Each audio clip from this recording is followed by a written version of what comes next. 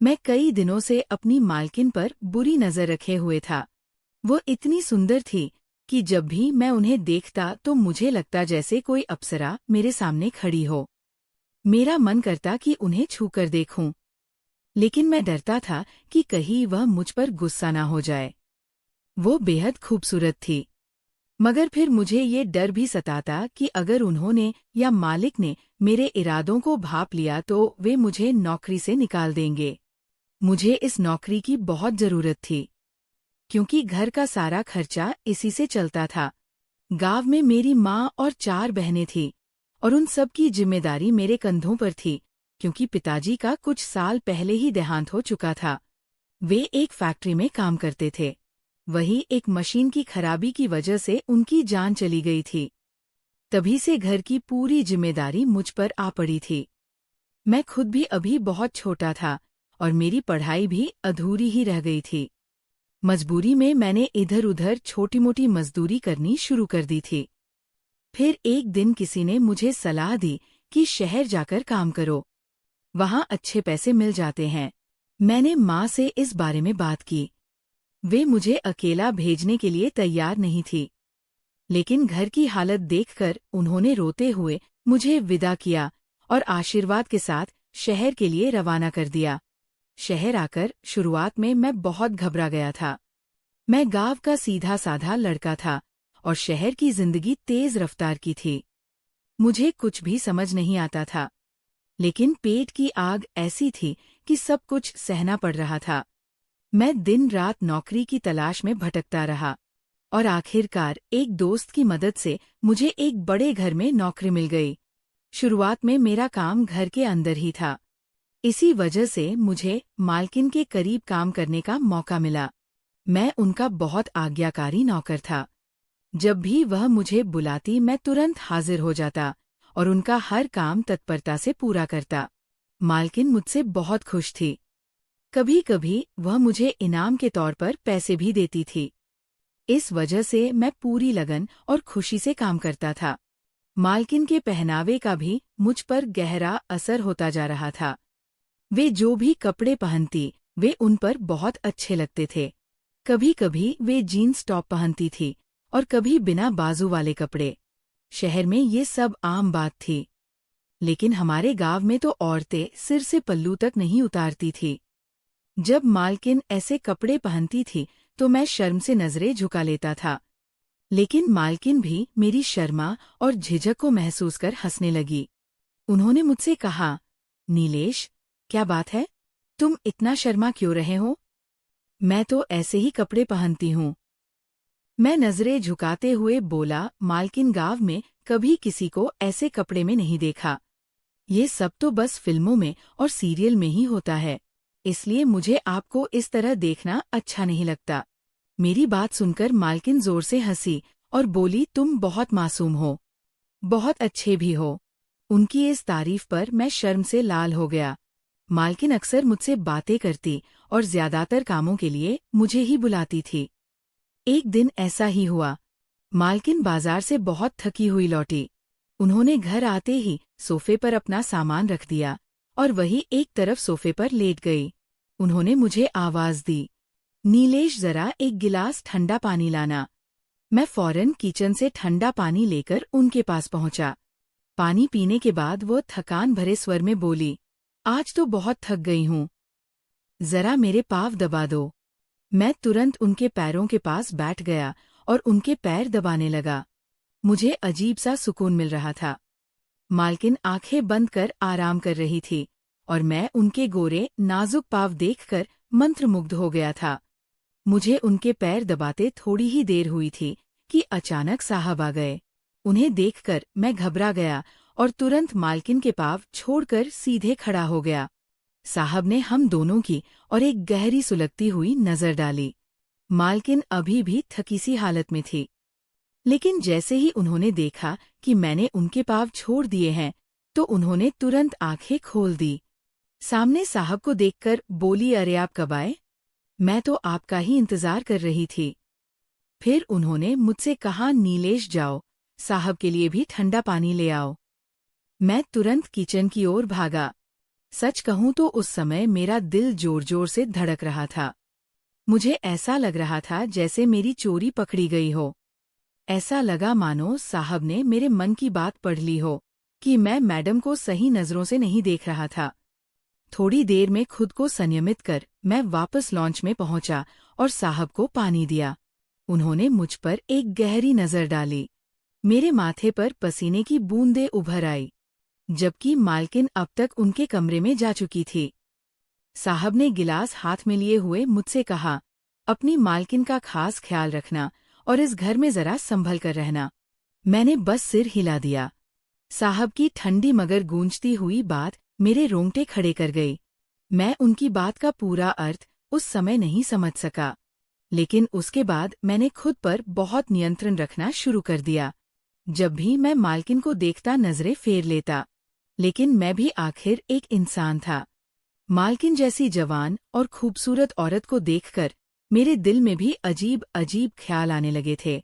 मुझे ऐसा महसूस होता था कि शायद मालकिन भी मेरे इन ख्यालों से वाकिफ है, लेकिन उन्होंने कभी कुछ कहा नहीं। यही वजह थी कि मैं चुपचाप उन्हें देखता रहता।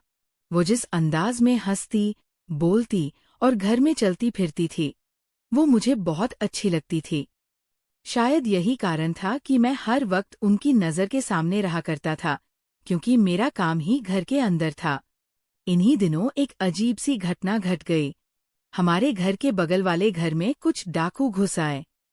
वहां के चौकीदार ने जब फायरिंग शुरू की तो डाकू ने भी जवाब में फायरिंग शुरू कर दी। दुर्भाग्य से हमारे घर का चौकीदार भी इस गोलीबार में घायल हो गया। अब घर में कोई चौकीदार नहीं बचा था। साहब ने मुझे बुलाया और कहा, अब से घर की चौकीदारी तुम करोगे। मैं किसी नए चौकीदार को बिना गारंटी के नहीं रख सकता। उन्होंने मेरी ड्यूटी गेट पर लगा दी। मैं ये काम नहीं करना चाहता था, लेकिन मेरी मजबूरी थी। इसलिए चुपचाप बाहर चौकीदार की कुर्सी पर जाकर बैठ गया। अब मैं घर के अंदर से बाहर आ चुका था। दिल बिल्कुल नहीं लगता था, क्योंकि अब मुझे मालकिन दिखाई नहीं देती थी। सिर्फ तभी नजर आती जब वो घर से बाहर जाती या लौटती, या फिर कभी कभार जब मैं कोई सामान रखने अंदर जाता। मेरा मन बहुत बेचैन रहने लगा। पहले वो हर पल मेरी आंखों के सामने होती थी, अब बस यादों में थी। मैं हर वक्त उनके बारे में ही सोचता रहता था। मुझे ऐसा लगता था जैसे साहब ने मुझसे किसी बात का बदला ले लिया हो, जो मुझे अंदर से हटाकर बाहर चौकीदारी पर बिठा दिया, जबकि मैं वो काम नहीं करना चाहता था। लेकिन हालात कुछ ऐसे थे कि मैं मना भी नहीं कर सकता था। इन्हीं दिनों घर से मेरी माँ का फोन आया। पिताजी की तबीयत बहुत ज्यादा बिगड़ गई थी। माँ ने मुझे तुरंत गांव आने को कहा और ये भी कहा कि कुछ पैसे लेकर आना, क्योंकि पिताजी को बड़े अस्पताल में दाखिल करवाना पड़ेगा। मैंने मालकिन से छुट्टी की बात की। उन्होंने मुझे 3 दिन की छुट्टी दे दी। साथ ही तनख्वाह के अलावा कुछ अतिरिक्त पैसे भी एकाएक कर दिए। अपने घर वालों के लिए कुछ ले जाना। उनका ये व्यवहार देखकर मेरा दिल भर आया। जितनी खूबसूरत वो बाहर से थी, उतना ही खूबसूरत उनका दिल भी था। मैं उनका बहुत एहसानमंद हुआ। उन्होंने जो पैसे दिए थे, मैंने संभाल कर रख लिए, क्योंकि नहीं पता था कि पिताजी के इलाज में कितना खर्चा आ जाएगा।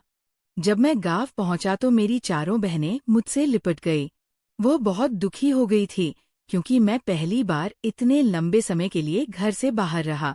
उनकी ममता और प्यार देखकर मेरी आंखें भर आई। मैं बारी बारी से अपनी सभी बहनों को गले लगाकर प्यार करने लगा। माँ की आंखों में भी आंसू भर आए। उन्होंने भराए सुर में कहा, नीलेश, तू कितना कमजोर हो गया है। शहर की हवा तुझे सूख नहीं कर रही। उन्हें लग रहा था कि मैं पहले से ज्यादा दुबला और सांवला हो गया हूँ। माँ का प्यार और चिंता देखकर मैं मुस्कुरा दिया और बोला, माँ, मैं बिल्कुल ठीक हूँ। आप मेरी फिक्र मत कीजिए। मुझे बस पिताजी की तबीयत के बारे में बताइए। मेरे इतना पूछते ही माँ दुखी हो गई और कहने लगी, तेरे पिताजी को बुखार आने लगा था। हमने पास के मेडिकल से दवाई मंगवाई, लेकिन कोई फायदा नहीं हुआ। कभी बुखार उतरता तो कभी चढ़ जाता। फिर उन्हें उल्टियाँ होने लगी। जब डॉक्टर को दिखाया तो उन्होंने कुछ टेस्ट करने को कहा। हमने यही के अस्पताल में टेस्ट करवाए और तब पता चला कि तेरे पिताजी के लीवर में खराबी है। डॉक्टर ने सलाह दी कि उन्हें किसी बड़े अस्पताल में भर्ती कराया जाए। बेटा, मैंने तुझे इसलिए बुलाया है कि तू खुद अपने पिताजी को लेकर जाए और उनका इलाज अच्छे से करवा सके। हम औरतों को कुछ भी नहीं पता बेटा। माँ की बातें सुनकर मेरा दिल बेचैन हो उठा। वह उन्हें तसल्ली देते हुए उठ खड़ा हुआ और पिताजी के कमरे की ओर चल पड़ा। पिताजी बिस्तर पर लेटे थे। मैंने धीरे से पूछा, पिताजी, कैसे हैं आप? उन्होंने नम आंखों से मेरी ओर देखा और बहुत ही उदास लहजे में बोले, बेटा, लगता है अब मेरा आखिरी वक्त आ गया है। मैंने तुरंत उनके मुंह पर हाथ रख दिया और कहा, पिताजी, ऐसी बातें मत कीजिए, आपको हमारी भी उम्र लग जाए। पर पिताजी धीरे से बोले, नीलेश बेटा, अब सब कुछ साफ नजर आने लगा है। शायद यही मेरा आखिरी वक्त है। अच्छा हुआ तू आ गया। बहुत इच्छा थी तुझसे मिलने की, तुझसे बातें करने की। तेरे आने से बड़ा सुकून मिला है। पिताजी की ये बातें मेरे दिल को चीर रही थी। लेकिन उसी पल मैंने मन ही मन फैसला कर लिया कि अगली सुबह उन्हें किसी अच्छे अस्पताल में जरूर ले जाऊंगा और जो भी मुमकिन होगा इलाज कराऊंगा। मगर मुझे क्या मालूम था कि अगली सुबह कभी आएगी ही नहीं। उसी रात पिताजी इस दुनिया से हमेशा के लिए चले गए। उन्होंने हम सबको रोते बिलखते छोड़ दिया। ये मेरे लिए एक बहुत बड़ा सदमा था। मगर मेरी बहनों की हालत देखकर तो मेरा दिल और भी टूट गया। उनका रो रो कर बुरा हाल था। माँ की आंखें पथरासी गई थी। वह बस एकटक पिताजी का चेहरा देखती रही, जैसे उन्हें विश्वास ही नहीं हो रहा हो। घर का वह आतंक भरा मंजर मेरे लिए बहुत भारी था। फिर भी मैंने अपने आंसू भीतर ही रोक लिए ताकि मेरी माँ और बहनों को भी हिम्मत दे सकूं। अब मैं ही उनका सहारा था। पिताजी पर अंतिम संस्कार किए गए। अब मेरी चिंता सिर्फ मेरी माँ और मेरी 4 बहनों के भविष्य को लेकर थी। इसलिए मैं कुछ दिन गांव में ही रुक गया। मैंने मालिक को फोन कर पिताजी के देहांत की सूचना दे दी थी। मालिक ने भी पिताजी के देहांत की खबर सुनकर बहुत अफसोस जताया और मुझे कुछ अतिरिक्त रकम खर्चे के लिए भेज दी। उन्होंने उस वक्त मेरा जो साथ दिया वह किसी एहसान से कम नहीं था। मैंने 1 हफ्ता अपने घर पर सुकून से बिताया। इस बार खर्चे की चिंता नहीं थी क्योंकि मालिक की भेजी हुई रकम ने सब आसान कर दिया था। लेकिन जब 1 सप्ताह बाद मैं वापस शहर अपनी नौकरी पर लौटने लगा तो मेरी बहनों की आंखें आंसुओं से भर गई। वो बुरी तरह रोने लगी। मेरा दिल बिल्कुल नहीं कर रहा था कि मैं उन्हें इस हालत में छोड़कर चला जाऊं। लेकिन क्या करता? मजबूरी थी। मैं ऐसे हाथ पर हाथ रखकर नहीं बैठ सकता था। घर चलाने के लिए और मेरी बहनों की जिंदगी संवारने के लिए मुझे नौकरी करनी ही थी। मन में मैंने ये भी सोच लिया था कि इस बार शहर जाकर कोई बेहतर नौकरी ढूंढूंगा जिसमें तनख्वाह ज्यादा हो। आखिर मेरी बहनें जवान हो रही थी और उनकी शादी भी करनी थी। मैं सबको तसल्ली देकर शहर आ गया और फिर से उसी चौकीदार की ड्यूटी संभाल ली। साहब अब तक किसी नए चौकीदार का बंदोबस्त नहीं कर पाए थे, इसलिए मैं फिर से गेट के पास कुर्सी पर बैठ गया और आने जाने वालों के लिए दरवाज़ा खोलने लगा। मगर जब से मैं लौटा था मुझे मालकिन एक बार भी दिखाई नहीं दी। पूछने पर मालूम हुआ कि वह अपने दूसरे शहर में रहने वाली बहन के पास गई हुई है और कुछ दिनों में वापस लौटेगी। ये सुनकर मैं उदास हो गया। पहले ही इतने दिन बाद गांव से लौटा था और अब मालकिन भी घर पर नहीं थी। हर दिन जैसे गिन-गिन कर काट रहा था। आखिरकार वो लंबे इंतजार के दिन भी बीत गए और मालकिन वापस लौट आई। लेकिन इस बार वो वैसी नहीं थी जैसे पहले हुआ करती थी। उनकी तबीयत कुछ ठीक नहीं लग रही थी। चेहरा मुरझा हुआ, रंगत पीली और हंसी में वह रौनक नहीं थी। वह जब बोलती तो सांसें फूल जाती। मैंने एक दिन हिम्मत करके पूछ ही लिया, मैडम आपकी तबीयत तो ठीक है ना? वह फीकी सी मुस्कान के साथ बोली, हाँ मैं ठीक हूँ नीलेश। मुझे क्या हुआ है? मगर उनके बोलने में खालीपन मुझे साफ महसूस हुआ। ऐसा लग रहा था जैसे वो कुछ छुपा रही हो। अब मालकिन ज्यादातर घर के अंदर ही रहती थी। उनका बाहर जाना तो जैसे बंद हो गया था। पहले जैसी ताजगी और हंसी उनके चेहरे पर अब नजर नहीं आती थी। कई बार मैं उन्हें पूछने की कोशिश करता, फिर रुक जाता। मुझे लगता था मैं एक मामूली नौकर हूँ। मेरी क्या औकात है कि उनसे इतनी निजी सवाल पूछ सकूं। मालकिन अब ज्यादा चुप-चुप सी रहने लगी थी। वो अक्सर अपने कमरे में बंद रही थी। मैं उनके लिए सच में चिंतित रहने लगा था, क्योंकि पहले वो हमेशा हंसती बोलती थी और अब जैसी किसी गहरी उदासी में डूबी हुई थी। साहब की दिनचर्या अभी वैसी ही थी। वह देर रात घर आते थे, कभी कभी आधी रात के बाद ही आते थे। अब तो ऐसा लगता था जैसे उन्हें मालकिन की हालत से कोई मतलब नहीं रहा हो। इसी बीच मुझे मेरे घर की चिंता भी खाए जा रही थी। माँ और मेरी बहनें अकेली थी और उनका गुजारा कैसे हो रहा होगा, यही सोचकर मन बेचैन रहता था। इन्हीं दिनों जब मालकिन ने खुद को अपने कमरे तक सीमित कर लिया था, तो कभी कभार मैं भीतर जाकर उनकी तबीयत का हालचाल ले आता था। एक रात की बात है जब मालकिन अपने कमरे में अकेली थी और साहब अब तक घर नहीं लौटे थे। रात के लगभग 11 बज चुके थे। मुझे अचानक चिंता हुई। सोचा उनकी खैरियत मालूम कर लूं। मैं उनके कमरे के पास गया और दरवाज़ा खटखटाया, लेकिन अंदर से कोई जवाब नहीं आया। कुछ देर तक मैं वहीं पर खड़ा रहा, फिर बिना कुछ कहे वापस लौट आया। मगर जैसे ही देखा कि वॉशरूम की लाइट जल रही है, मेरा दिल बेचैन हो गया था। मन में ख्याल आया, झांक कर देखो कि अंदर क्या हो रहा है, पर अगले ही पल खुद को रोक लिया। ये ठीक नहीं है नीलेश। मैं इसी उलझन में खड़ा था। दिल देखना चाहता था, दिमाग मना कर रहा था। अंत में दिल जीत गया और दिमाग हार गया। मैंने वॉशरूम के रोशनदान से झांकने की कोशिश की। नीचे एक स्टूल रखकर जैसे ही ऊपर चढ़ा और अंदर देखा तो मेरी रूह कांप उठी। मालकिन वॉशरूम में बेहोश पड़ी थी। उनकी हालत देखकर मेरी सांसें थम सी गई थी। दिल दहल गया। मैं बिना एक पल गवाए स्टूल से कूदकर भागा और अंदर जाने की कोशिश करने लगा, मगर मालकिन का कमरा तो बंद था। मैं समझ नहीं पा रहा था कि अब उन्हें वहां से कैसे निकाला जाए। तभी मुझे ख्याल आया, घर की कामवाली से कमरे की चाबी मंगवाता हूँ। मैं तुरंत दौड़कर घर की नौकरानी के पास पहुंचा और हड़बड़ाते हुए कहा, मैं कब से दरवाज़ा खटखटा रहा हूँ, लेकिन मालकिन कोई जवाब नहीं दे रही। मुझे लगता है कोई परेशानी है। जल्दी से चाबी लाओ और दरवाज़ा खोलो। मुझे देखकर वह भी घबरा गई और तुरंत कमरे की चाबी लेकर आ गई। जैसे ही दरवाज़ा खोला गया, मैं अंदर भागा, मगर कमरा खाली था। मुझे पता था कि मालकिन वॉशरूम में है, लेकिन ये बात मैं काम वाली से नहीं कह सकता था। इसलिए मैंने उसे कहा, मालकिन कमरे में तो नहीं है, देखो जरा वॉशरूम में। वह जैसे ही वॉशरूम के दरवाजे तक पहुंची और मालकिन को नीचे पड़ा हुआ देखा, जोर से चीख पड़ी, नीलेश, मालकिन तो नीचे गिरी हुई है। मैं फौरन दौड़कर वहां पहुंचा और उससे कहा, जल्दी से कोई चादर लेकर आओ। वो दौड़ कर गई और चादर लाई और मैंने झुककर सबसे पहले मालकिन को ढक दिया, फिर उन्हें गोद में उठाया और बाहर ले आया। ड्राइवर गाड़ी में ही बैठा था। मैंने उससे कहा, जल्दी से गाड़ी अस्पताल ले चलो। वो खुद मालकिन के साथ पीछे बैठ गया।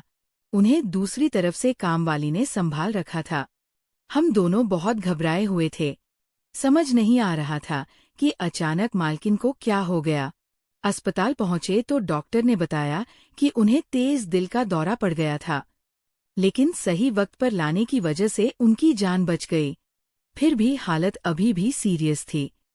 मैंने तुरंत साहब को फोन कर दिया था। वह भी सीधे अस्पताल आ गए। उन्होंने डॉक्टरों से बात की और बाकी इलाज की जिम्मेदारी ली। 2 दिन बाद मालकिन को अस्पताल से छुट्टी मिल गई। वो अब पहले से ठीक थी, लेकिन अब भी बहुत कमजोर लग रही थी। उन 2 दिनों में मेरी तो हालत ही खराब हो गई थी। ना नींद आई ना भूख लगी। हर वक्त बस उनका ही ख्याल रहता था। जब वो घर लौटी तो एक दिन उन्होंने मुझे पास बुलाया। मुस्कुराते हुए बोली, नीलेश, मुझे पता था कि तुम मेरी तबीयत पूछने आए थे। जब मैंने कुछ जवाब नहीं दिया तो तुमने नौकर से ताला खुलवाया और मुझे समय रहते अस्पताल पहुंचाया। इसके लिए मैं तुम्हारी बहुत शुक्रगुजार हूँ। उनकी बात सुनकर मुझे अंदर से शर्माने लगे, क्योंकि सच तो ये था कि मैं तो उन्हें देखने गलत इरादे से गया था, लेकिन अब तो वह मुझे धन्यवाद दे रही थी। मैं कुछ बोल नहीं पाया। थोड़ी देर बाद मैंने हिम्मत करके पूछा, मैडम आप तो अभी बहुत छोटी है, फिर ऐसा क्या हो गया कि आपको इतना बड़ा दिल का दौरा पड़ गया? वो थोड़ी देर चुप रही, फिर बोली, कुछ बातें सीधी दिल में लगती है। नीलेश, तुम्हारे साहब की बेवफाई ने मेरा दिल तोड़ दिया है। तुम खुद देखो, क्या मुझ में कोई कमी है? मैं पढ़ी लिखी हूँ, खूबसूरत हूँ, रहन सहन भी जानती हूँ, लेकिन फिर भी उन्होंने मुझे छोड़कर किसी और को पसंद किया। वो औरत ना खूबसूरत है, ना उसे रहन सहन की तमीज है, और उसे देखकर दोबारा देखने का मन भी नहीं करता। फिर भी तेरे सांप उसी के पीछे पड़े हैं। अब तुम ही बताओ, क्या इस बात का दुख नहीं होगा मुझे? मेरा दिल तो जैसे टूट गया है, अब तो जीने का भी मन नहीं करता। ये कहते उनकी आंखों से आंसू बहने लगे और मैं बस चुपचाप उन्हें देखता रह गया, कुछ कह भी नहीं पाया। दोस्तों, इस कहानी का अगला भाग सुनने के लिए चैनल को सब्सक्राइब जरूर करें और हाँ, नोटिफिकेशन बेल जरूर दबाएं ताकि अगली अपडेट सबसे पहले आपको मिले। धन्यवाद। हाँ। आप